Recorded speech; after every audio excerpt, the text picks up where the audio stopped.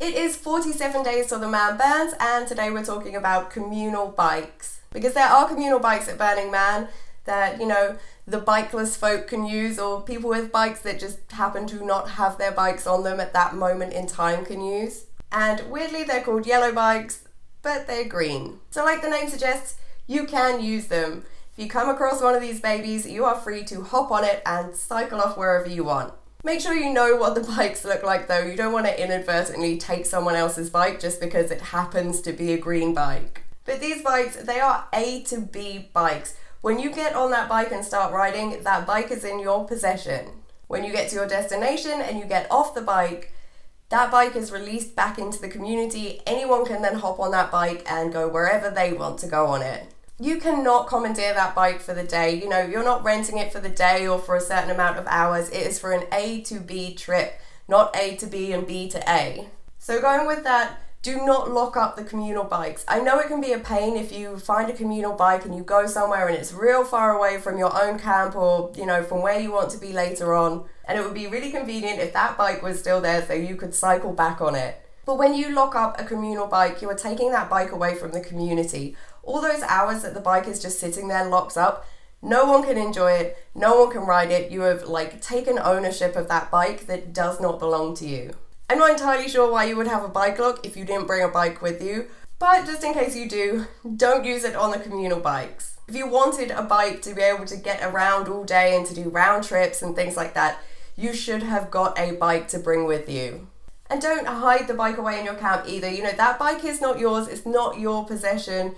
Hiding it away in the camp, you're taking that bike away from the community. Like I say, if you wanted a bike to get around Burning Man, you should have bought a bike with you. You can get them at very reasonable prices. You can get them for $50 in Reno. You can probably find them even cheaper on the internet or on Craigslist or something. So we're not talking about mega bucks to be able to bring your own bike. You also shouldn't decorate the bikes, even if you have the best of intentions. You just want to make the communal bike look cool so that some of the communal bike riders can, ride around in style. But the problem is, if you decorate it, it becomes confusing. People may not realize that that's a communal bike. They will probably see the decoration on it and assume that someone just has a bike that kind of looks like the communal bikes, but it's decorated, so it's probably not a communal bike. So by decorating it, you might be taking it away from the community because they are not sure whether or not they can actually ride that bike. If you have the misfortune of one of these bikes breaking down on you while you're using it, and you have the means to fix it or to take it somewhere where someone else is going to be able to fix it,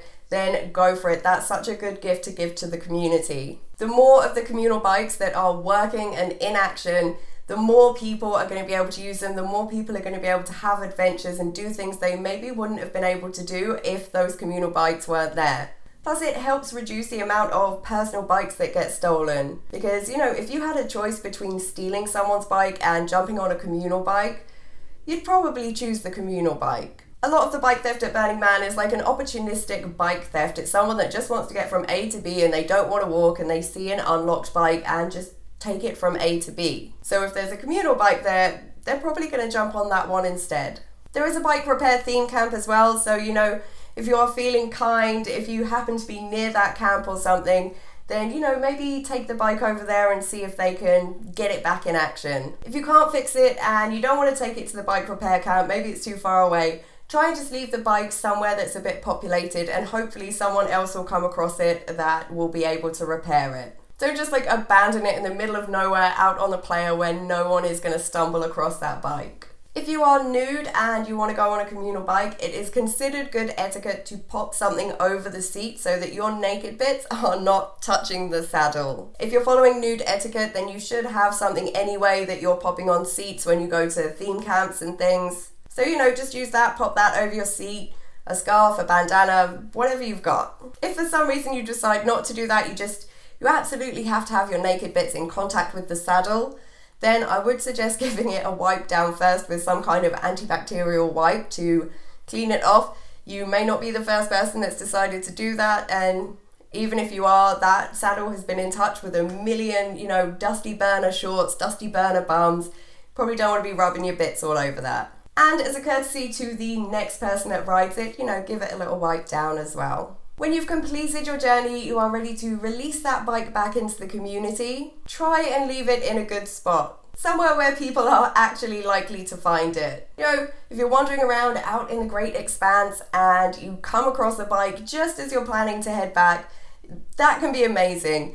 But in all honesty, not that many people are going to find it if you literally just abandon it in the middle of nowhere. That bike could end up sitting there for like half a day, just waiting for someone to find it. It's best to leave it in a spot where people are actually going to be going. People will come across it, you know, next to some art, in the city somewhere, next to a camp. So try not to just abandon it where the chances of someone stumbling across it are very small, and, you know, try and find a good spot for it. And then hopefully you've made some burners day because they're going to come across that bike and be like, hooray, now I can go and have that adventure that I want to have. I mean, really it is all just about being considerate. They are communal bikes, they should stay as communal bikes, you know, don't try and take possession of it.